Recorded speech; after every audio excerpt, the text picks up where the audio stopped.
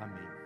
Faz umas 2 semanas eu comecei aleatoriamente uma série de mensagens, quer dizer, eu comecei algumas mensagens e eu não sabia onde ia dar, mas fomos meditando, nós falamos sobre caminho de felicidade, caminho de alegria, e eu queria falar nessa noite sobre caminho de transformação. Quando nós lemos a Bíblia, nós procuramos nas suas páginas os significados e sentidos para a vida. Nós procuramos caminhos que nos levam ao conhecimento, que nos levam à comunhão com Deus, que nos façam perceber a vida numa amplitude maior. E todos os ensinos, todas as falas, todas as atitudes de Jesus apontam para a vida. Jesus sempre falou de vida e sempre teve como pano de fundo o céu. Então, Jesus sempre fala de vida no aqui e agora, e fala sempre de vida no futuro. E a gente vai aprendendo que o Evangelho tem um propósito. O propósito do Evangelho não é nos fazer felizes. Embora na caminhada Deus possa nos trazer felicidade, possa nos alegrar, mas o propósito do Evangelho é outro, porque a maior necessidade do ser humano é ser redimido, é ser perdoado dos seus pecados, é ser reconciliado com Deus, é ter vida eterna. E isso só é possível por meio da cruz. E então o propósito do Evangelho é uma construção do ser humano, para que ele se torne a imagem e semelhança de Deus em Cristo Jesus. Essa imagem e semelhança que foi perdida no Éden, mas que em Cristo Jesus ela é e pode ser recuperada. Jesus fala em amar, em perdoar, em suportar, em não julgar, não condenar. E nesse caminho com Jesus nós vamos acrescentando algumas virtudes à nossa vida e vamos tirando algumas coisas não tão virtuosas. Seguir Jesus então é um caminho de transformação pessoal,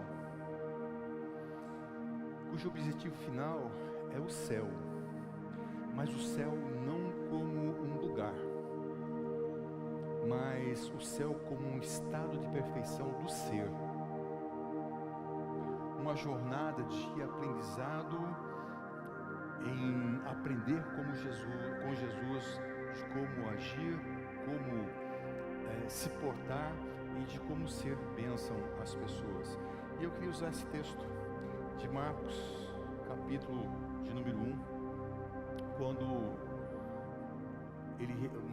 o evangelista registra assim esse momento. Andando à beira do mar da Galileia, Jesus viu Simão e seu irmão André lançando redes ao mar, pois eram pescadores. E disse Jesus: sigam-me e eu os farei pescadores de homens. No mesmo instante, eles deixaram suas redes e o seguiram. Indo um pouco mais adiante, viu num barco Tiago, filho de Zebedeu, e João, seu irmão, preparando suas redes. Logo o chamou e eles o seguiram, deixando Zebedeu, seu pai, com os empregados no barco. Semana passada, eu estava conversando com um amigo e a gente estava revendo alguns acontecimentos, algumas convicções. E num determinado momento da conversa, ele diz assim, que havia se decepcionado com a igreja. E ele me disse: olha, depois de eu cometer um erro, quando eu mais precisei de apoio, quando eu precisava de um abraço, eu precisava de uma mão estendida, eu precisava de um apoio, os irmãos me viraram as costas. E eu comecei a visitar as minhas experiências. E eu percebi então que muitas vezes falei com pessoas por causa das minhas convicções. Por exemplo, quando eu comecei no ministério, me perguntaram se eu faria casamento entre duas pessoas que não fossem cristãs. E eu tinha uma visão um pouco mais assim. E eu disse, se as pessoas, me dizia mais ou menos assim, se as pessoas não querem Jesus, por que elas querem a bênção de Jesus? E eu fui tão radical que eu não fiz o casamento do Clebs e da Giane. Era o primeiro ano do meu ministério, eu não fiz. Pedi perdão a ele já. Mas eu fui aprendendo na caminhada e sendo transformado.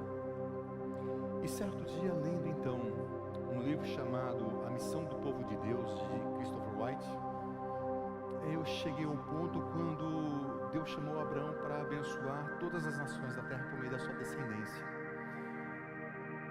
E eu fiquei pensando sobre aquilo. Que Deus chamou uma pessoa para que na sua descendência abençoasse todas as pessoas, e aquele Abraão é o pai da nação, que é o povo de Deus. E se Deus chamou pessoas para abençoar, quem sou eu para não fazê-lo?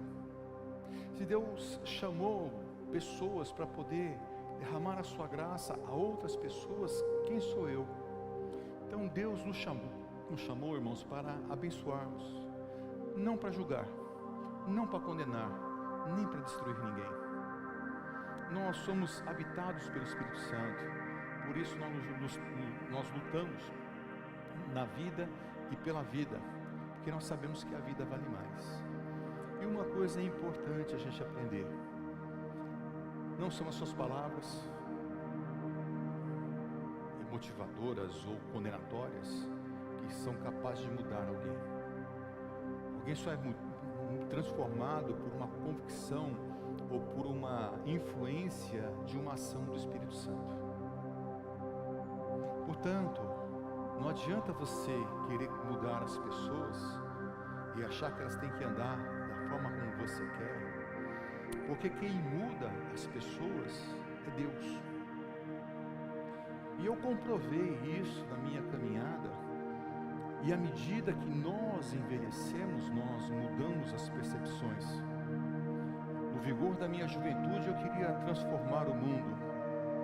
Eu sonhei que iria morrer pegando o Evangelho. Tinha sonhos de futuro, sonhos de conquista. Queria ter mais de tudo e ser mais do que todos. Queria ter vantagens, ganhar dinheiro, bens, prestígio, desafios, discussões. Quem que não quer ganhar uma discussão? Eu queria aproveitar a vida, porque a vida ela é muito curta. Experimentar sensações, emoções, prazeres. A vida tinha um outro sentido. O tempo foi passando e eu aprendi algumas lições que a vida pôde me proporcionar. Eu aprendi que nem sempre ter mais, ser mais, realmente é mais.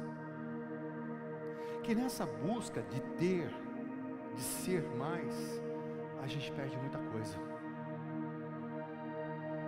Então eu descobri algo importante, que menos é mais. Aprendi com as perdas, que eu não preciso ganhar sempre. E Francisco de Assis diz isso, que é morrendo que se vive. Descobri que perdendo também se ganha. Aprendi que é preciso perseverar, um pouco a cada dia, um passo de cada vez. E eu descobri então que devagar se vai longe.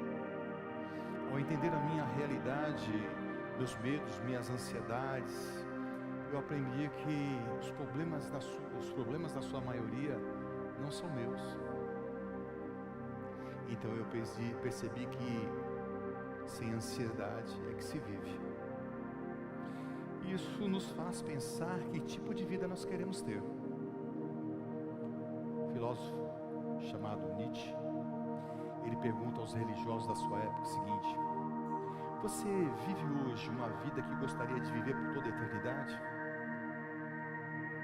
Que tipo de vida então nós gostaríamos de viver por toda a eternidade? Porque eu conheço irmãos que não querem uma vida eterna, gostariam de morrer e serem aniquilados, porque passam nesse mundo por sofrimento e algumas dificuldades, que a mentalidade ou o pensamento é que uma eternidade numa vida como essa não vale a pena. Que vida nós temos hoje? E essa vida que temos hoje nos faz gostar da eternidade? Então, se formos honestos, nós concluiremos que nós precisamos aprender a viver. E para aprender a viver é preciso ser humilde, para aprender com as circunstâncias. É preciso ter um espírito ensinável, é preciso estar pronto para aprender. E eu descobri então que a vida é um eterno aprendizado, que viver é um eterno processo de mudança. E o convite mais importante que eu recebi para a vida foi feito por Jesus. Quando ele diz assim: venham a mim, todos os que estão cansados e sobrecarregados, e eu lhes darei descanso. Tomem sobre vocês o meu jugo e aprendam de mim, porque eu sou manso e humilde de coração, e vocês encontrarão descanso para as suas almas, porque o meu jugo é suave e o meu fardo é leve. Eu aceitei o convite.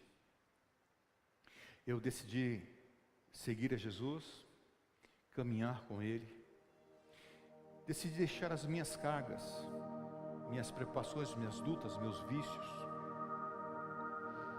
Decidi tomar o seu jugo e aprender com Jesus a ser manso e humilde de coração. Eu aprendi que ser discípulo de Jesus Cristo não é uma experiência religiosa, mas uma experiência de vida, de transformação de vida, de aprendizado, que envolve ganhos e perdas. E no meu caminho discipulado, então, eu aprendi essas coisas: que menos é mais, que perdendo se ganha, que morrendo se vive, que devagar se vai longe, que sem ansiedades que se vive, e que viver é um eterno processo de aprendizado. Eu aprendi que seguir Jesus é um caminho de transformação de vida, pela vida e para a vida.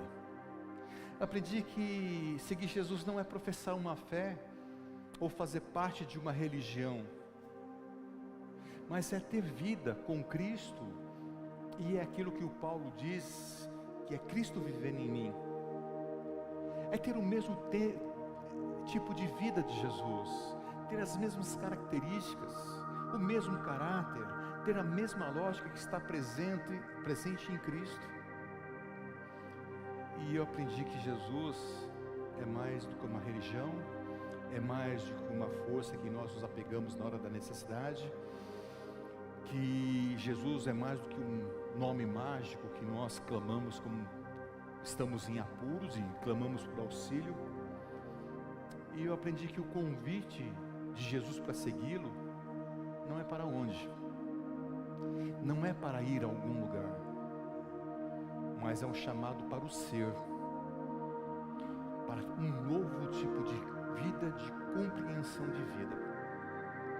Eu aprendi que Deus não está preocupado com aquilo que eu faço ou que nós fazemos para o agradar.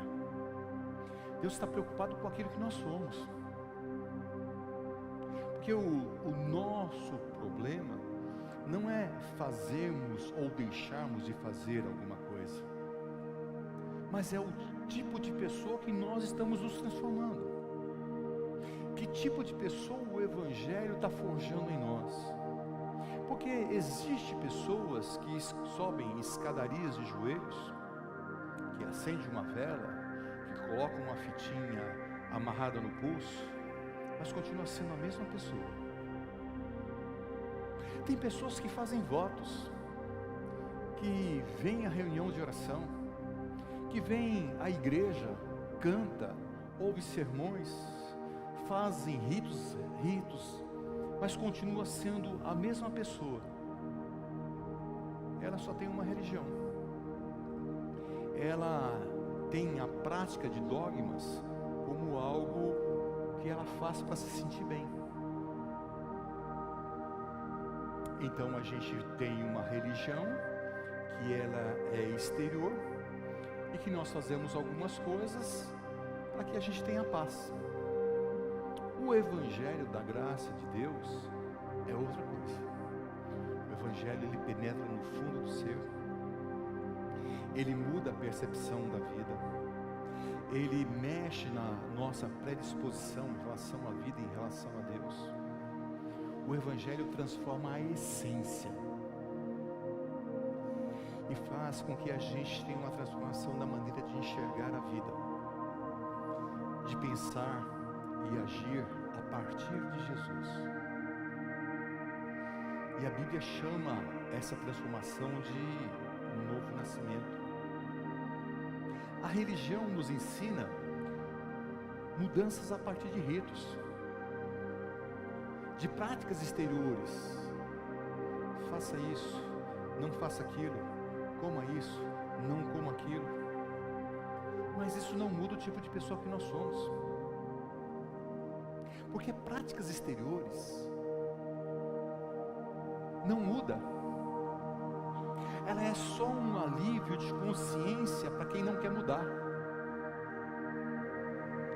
E aí a pessoa fica fazendo sacrifício, fica fazendo práticas ascéticas, tentando agir para agradar a religião, para mostrar para as pessoas a sua espiritualidade. Fica buscando mérito para ser aceito diante de Deus.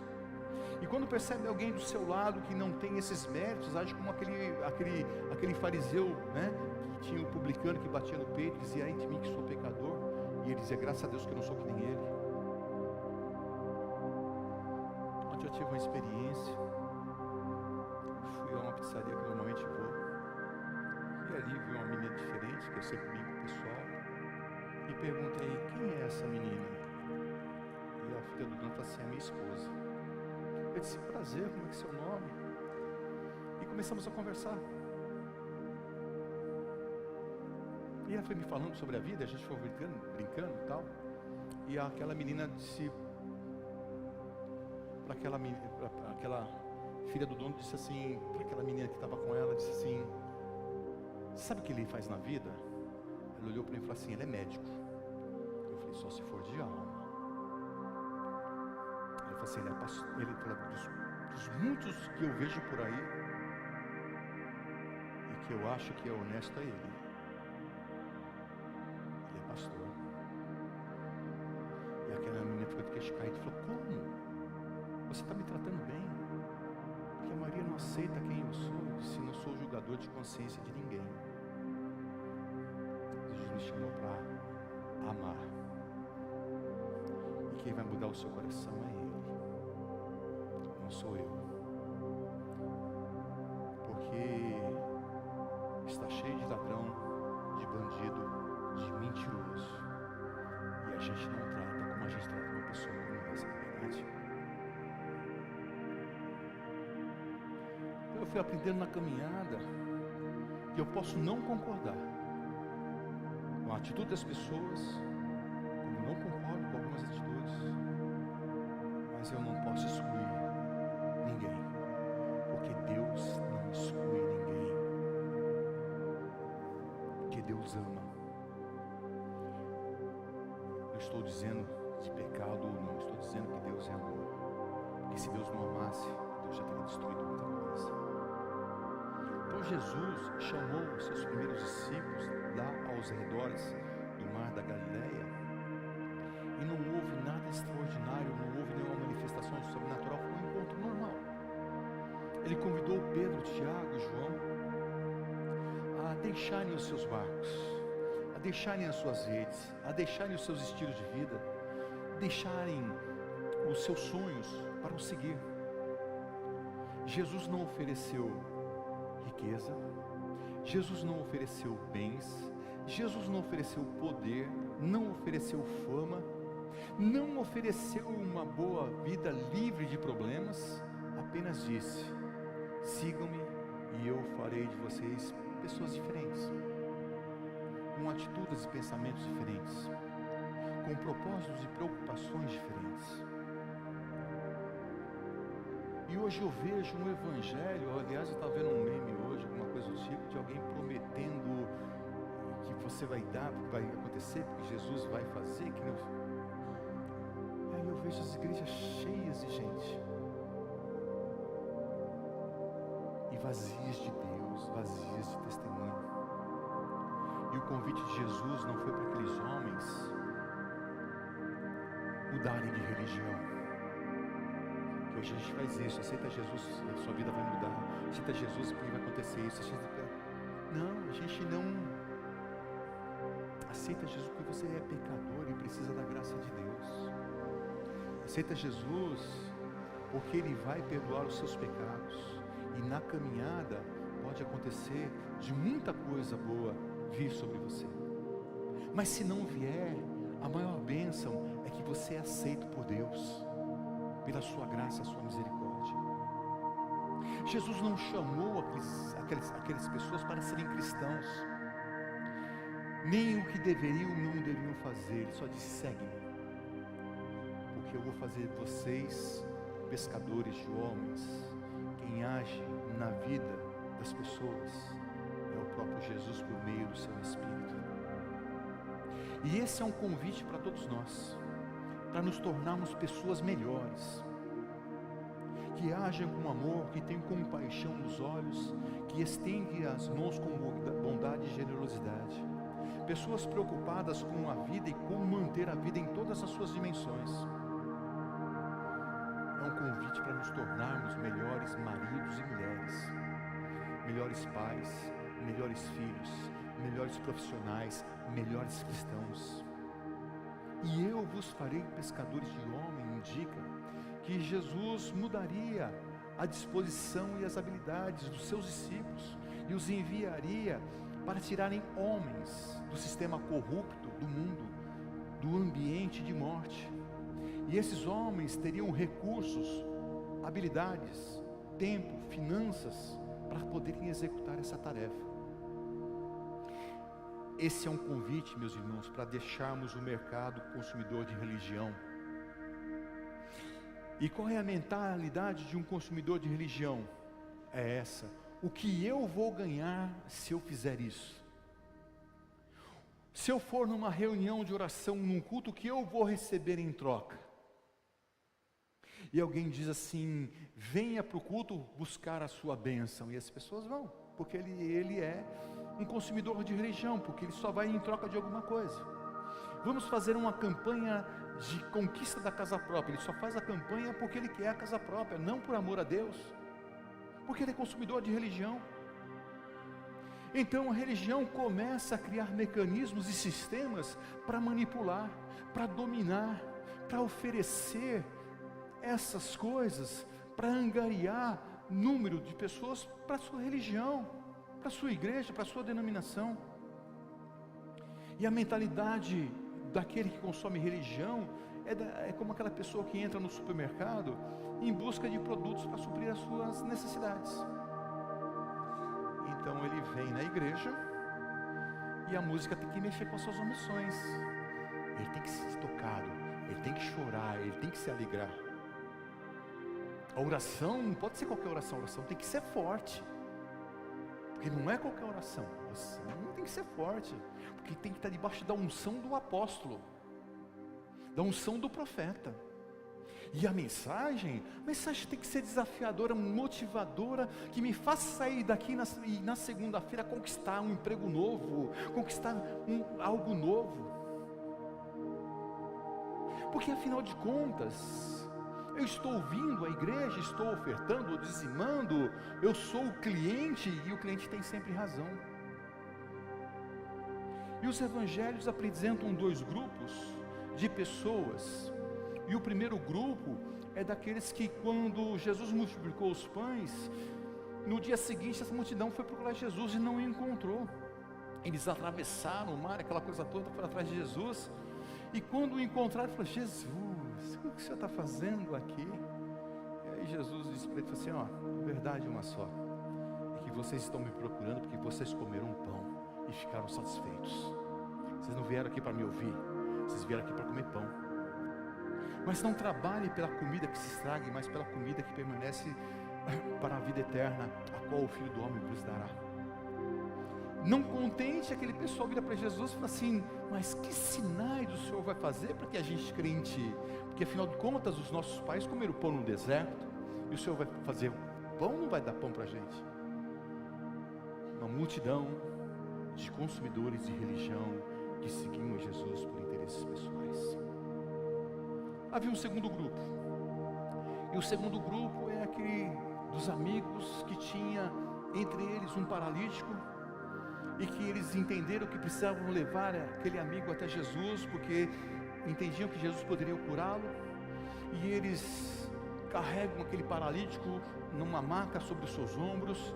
Eles chegam na casa de Jesus, a casa está cheia de gente, eles não têm como fazer, eles sobem no teto, eles abrem um buraco no teto, levam o paralítico para cima, descem a maca até Jesus, e Jesus olha aquele homem e fala: perdoados são os teus pecados. O pessoal murmura, diz: quem é esse que perdoa pecado? Diz: olha, para saber que o homem, filho do homem, tem autoridade nos céus e na terra, toma o teu leito e vai embora.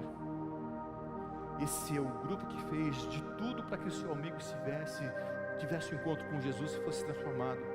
Enquanto naquela casa havia uma multidão aos seus redores, uma multidão de consumidores de religião que cercava a casa em busca de vantagens, de que, além de não ajudar o paralítico, não permitiu que ele entrasse na casa, tivesse um encontro com Jesus. Eu vejo que os consumidores de religião são aqueles que ficam nas portas, atrapalhando as pessoas de terem um encontro com Jesus. E embora essa multidão estivesse no mesmo ambiente de Jesus, ouvindo os seus ensinos, não se compadeceu da necessidade de um homem. Estar no mesmo ambiente com Jesus, ouvir as suas palavras, não significa que as pessoas estejam com a motivação correta. Dois grupos: os que correm atrás do pão e os que correm com o paralítico nas costas. Qual dos dois nós fazemos parte? Qual dos dois eram discípulos de Jesus? De qual grupo nós pretendemos fazer parte ou fazemos parte? Os seguidores de Jesus são chamados para fazerem parte da realidade do reino de Deus, aqui e agora. É um caminho de transformação. E nesse caminho de transformação, Jesus diz: eu vou fazer de vocês pescadores de homens.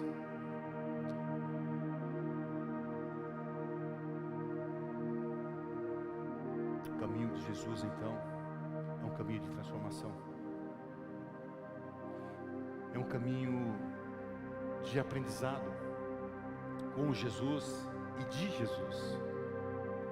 Não é aprender apostilas, não é memorizar versículos, não é participar de ritos.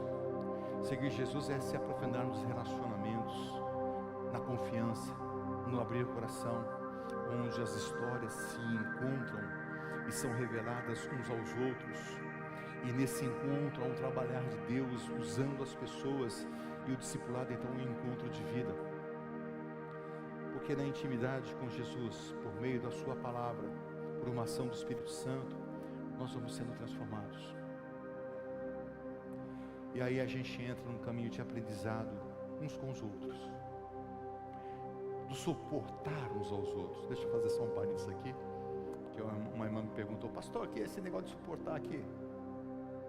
Suportar não é porque aquele irmão é chato pra caramba, você tem que suportar. Não. Suportar aqui é que ele é fraco e você precisa carregá-lo.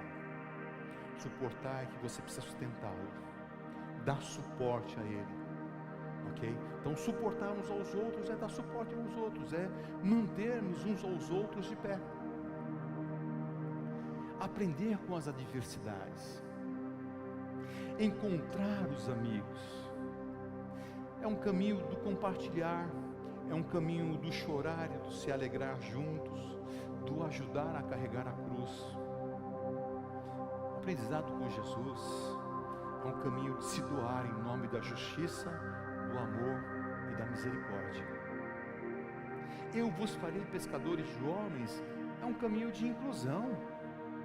Jesus chamou 12 pessoas, 12 discípulos ou 12 apóstolos de classes sociais diferentes, com percepções diferentes, com expectativas diferentes, expectativas de Deus, de vida, da sociedade, da religião.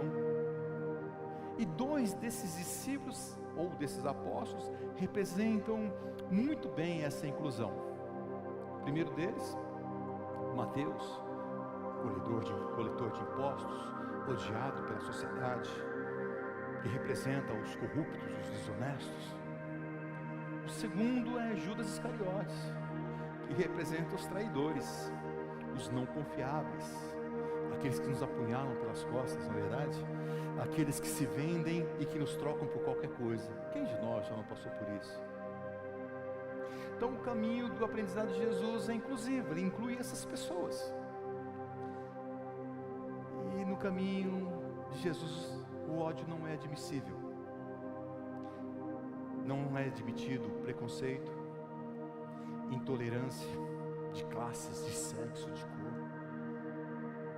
Se hoje Jesus estivesse no nosso meio, nós nos escandalizaríamos com as causas que ele defenderia, com as pautas que ele defenderia. Jesus, ao defender os pescadores que estavam passando por uma crise, ao sentar com as pessoas necessitadas, com prostitutas, com esse pessoal, ele foi chamado de comilão e beberrão, foi chamado de alguém que agia em nome do diabo. Imagina hoje, que essa religião faz exatamente isso. Se você não pensa como essa maioria, você é do diabo, você é agente do Satanás, e cada vez mais acontece isso. Você dá uma pesquisadinha sobre uma tal de teologia do domínio, e a gente vê isso claramente. Mas esse caminho de Jesus pode ser simplificado por 3 coisas. Primeira delas: faça aos outros o que você gostaria que fizesse a você. Você gostaria de ser ofendido? Não, então não ofenda as pessoas. Você gostaria de ser enganado? Então não engane as pessoas. Você gostaria de ser denegrido? Então não denigre as pessoas. Você gostaria de ser amado? Então ame as pessoas. Você gostaria de ser tratado bem? Então trate bem as pessoas. Segunda coisa: ame aos outros como Jesus ama você. Como é que Jesus te ama? Quando você dá uma pisadinha na bola, o que acontece? Experimenta agir dessa maneira também com as pessoas. Terceira coisa: faça discípulos de Jesus em todas as nações. Então eu vos farei pescadores de homens. É um caminho de serviço ao próximo. Não importa se ele é crente ou não, mas é agir em favor da vida, para que esse mundo não se degenere a ponto de inviabilizar a vida. É influenciar a sociedade na direção do Deus que está presente naquele que sofre, naquele que é oprimido, naquele que é marginalizado. Para isso é preciso do nosso testemunho, do nosso serviço, de levar Cristo a essas pessoas. Eu estava dizendo isso ontem a uma pessoa.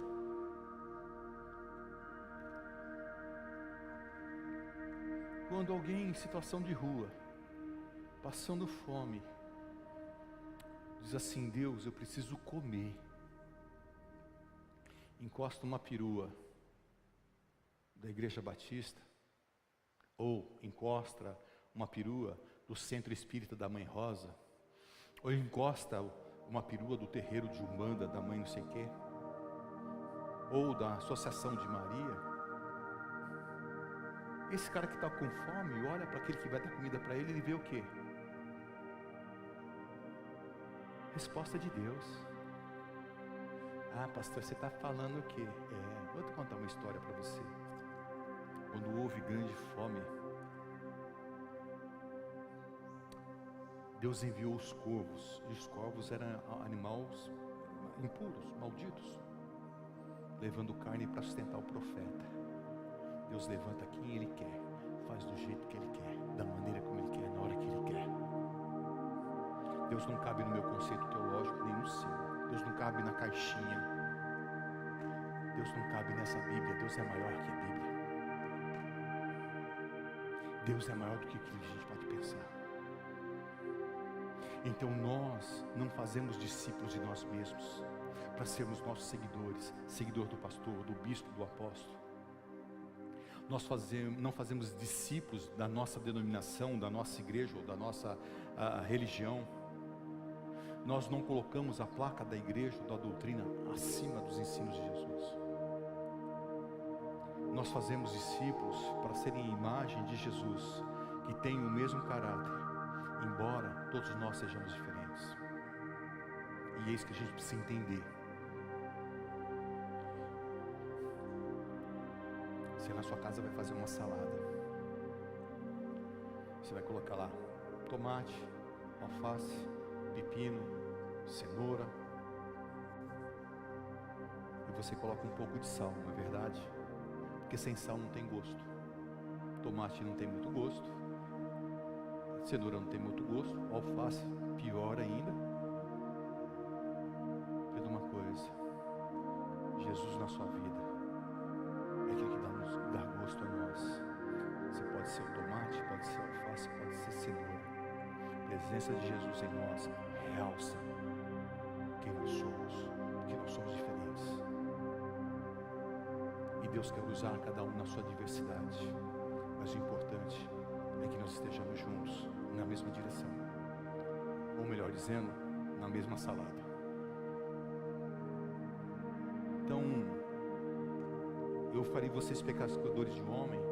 É um aprendizado da vida, pela vida, para a vida, em nome da vida que é Jesus de Nazaré. Para quê? Para dar continuidade à vida. Jesus diz assim, vamos fazer discípulo de todas as nações. E a igreja do primeiro século assim agiu, discipulou. O evangelho foi vindo, e essa tarefa foi sendo cumprida ao longo dos séculos. E por causa de cristãos fiéis, esse evangelho chegou até nós.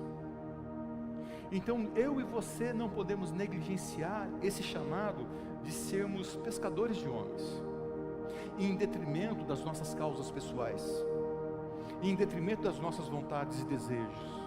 Nós devemos estar comprometidos com Cristo e com a sua causa. Nós não podemos ser inconsequentes a ponto do evangelho que nós vivenciamos hoje não influenciar ou afetar as futuras gerações. Se nós não seguimos Jesus, se nós não reproduzimos Jesus, não produzimos discípulos para Jesus, nós corremos o risco de ter um mundo cristão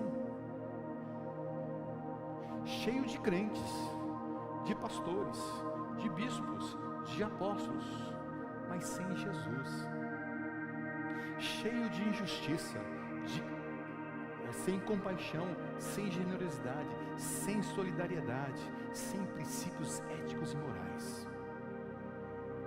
E essa é uma crise que nós vivemos nos nossos dias. Nós nos declaramos uma nação cristã e a gente espalha mentira, e a gente denigre, mata a reputação, mas a gente acha que é o povo santo, que é o povo de Deus. E a gente precisa ser transformado à imagem de Jesus. Os primeiros cristãos sacrificaram as suas vidas para que o evangelho chegasse até nós. Eles morreram pela sua fé.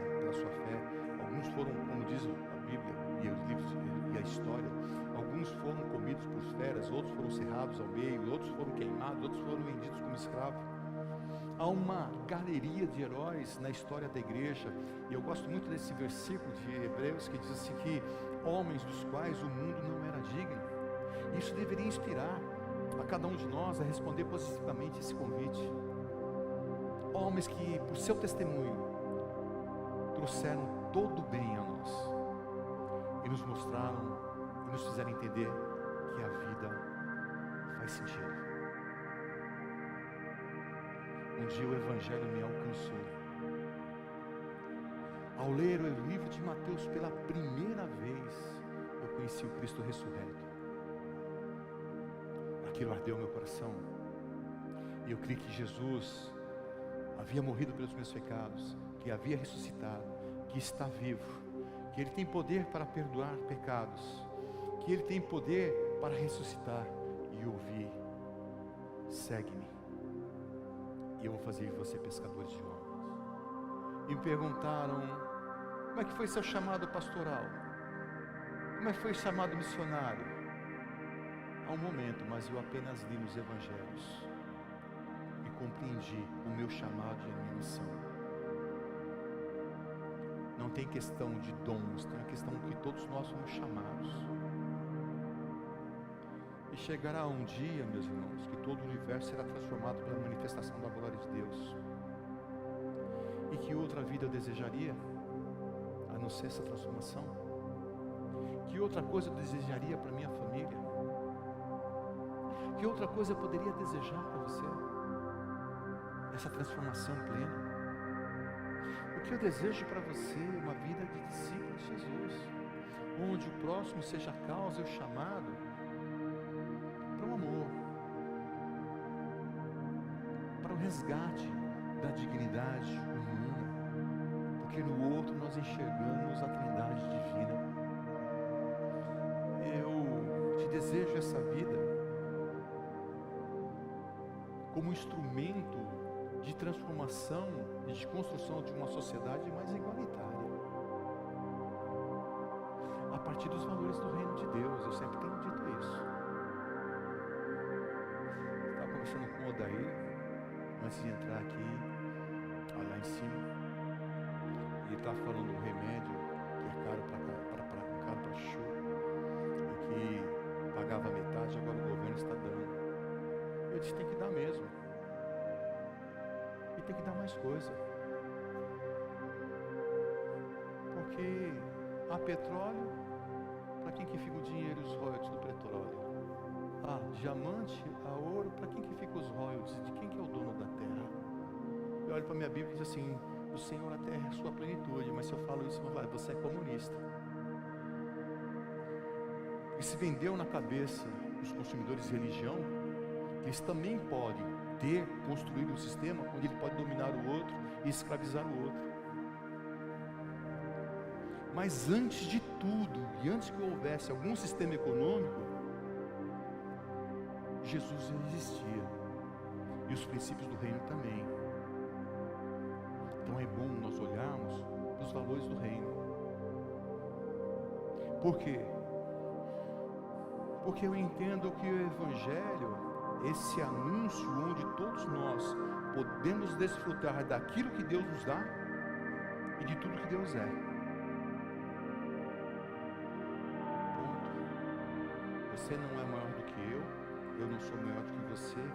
Todos nós diante de Deus somos iguais e todos nós somos carentes da sua graça e da sua misericórdia, porque todos nós somos pecadores. E isso nos coloca debaixo, no lugar mais baixo. E todos nós precisamos estar à sombra da cruz. Acabou o problema. Que foi vendido que a gente tem poder, que a gente quer poder, que você vai conquistar poder. Poder para quê? Para dominar o outro? Para quê? Ah, você tem que buscar poder. Poder para quê?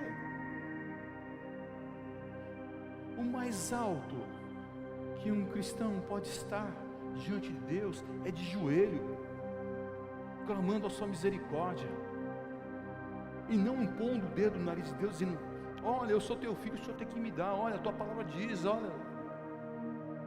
Essa é a condição. E só pode agir assim alguém que tenha consciência de quem ele é, e ser humilde de reconhecer que ele é grande pecador. E Jesus, passando no mar da Galileia, viu homens puxando as suas redes e disse para eles, siga-me. Para onde? Siga-me. Para quê? Siga-me.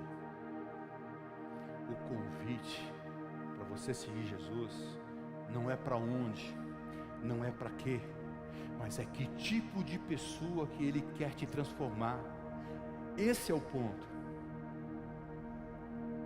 E alguém vai perguntar, mas o que eu vou ganhar com isso? Siga-me. Qual é a vantagem que eu vou ter? Siga-me. Porque Deus não fica devendo nada para ninguém. Jesus diz assim, eu vou dizer uma coisa para vocês.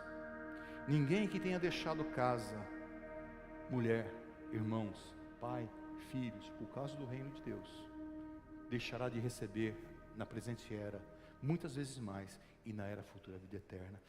Jesus não está mandando você abandonar a tua mulher, não está mandando abandonar o teu lar, não está mandando você largar o teu emprego.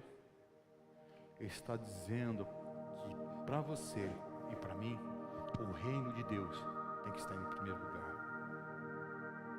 Esse é o ponto. Então nós precisamos deixar de ser consumidores de religião, de artigos de fé.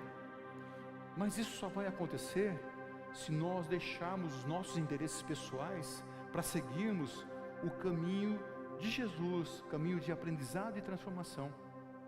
Imagine Jesus passando por aqui, aí ele olha para você e diz assim: segue-me, vem, segue-me, deixa tudo, deixa seus bens, deixa seus sonhos, eu vou fazer de você uma pessoa diferente, eu vou mudar a sua vida, eu vou mudar o seu foco. Esse é o Evangelho. Não é o lugar, não é a bênção, não é a riqueza, mas é o tipo de pessoa que eu sou, o que Deus quer me transformar. Esse é o ponto. Não é o ter, é o ser.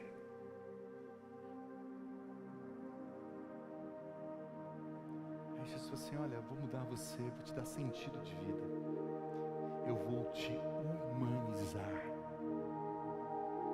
Porque quanto mais humano, mais perto de Deus. E isso que é interessante. Então venha, eu vou fazer de você que está cansado e aflito, que está agitado, que está para lá e para cá querendo tantas coisas, que está preocupado e ansioso com amanhã, o que vai acontecer. Eu vou fazer você alguém com outros valores.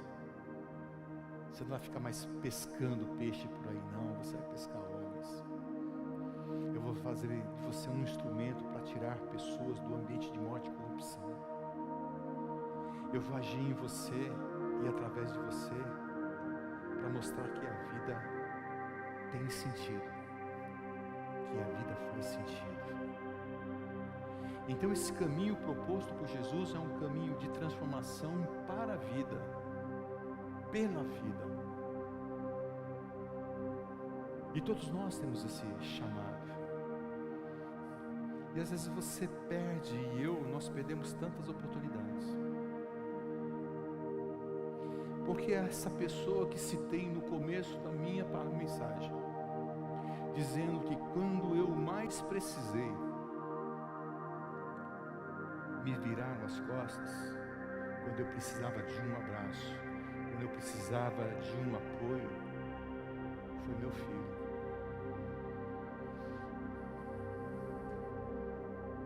E naquela hora, eu vi o quanto eu havia errado.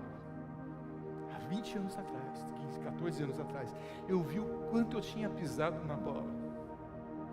E a única coisa que pude falar para ele: me perdoa. Você entendeu? Mas graças a Deus, que esse caminho com Jesus é um caminho de transformação. Ele não nos deixa permanecermos da mesma forma. Deus te ama, apesar de todos os seus erros e as suas falhas, como ama a mim. Mas Ele não quer que você permaneça da mesma maneira, Ele quer te transformar. Por isso Ele diz assim, e talvez seja essa palavra para você nessa noite: vem, segue-me, eu vou mudar a tua história. Deixa tudo, deixa as suas preocupações, deixa as suas hesitações, deixa as suas ansiedades. Vem, entrega tudo a mim, entrega, põe nas minhas mãos.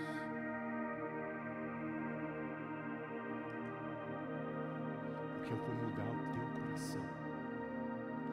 Aí alguém religioso vai para o Salmo 37, que diz assim: entrega o teu caminho ao Senhor, deleita-te no Senhor, e Ele satisfará o desejo do seu coração. E a gente acha que Deus vai fazer aquilo que a gente quer, não é verdade? Não. Quando Ele entra e nos transforma, o desejo do nosso coração está alinhado com a sua vontade. Quando nós nos deitamos, nos alegramos nele.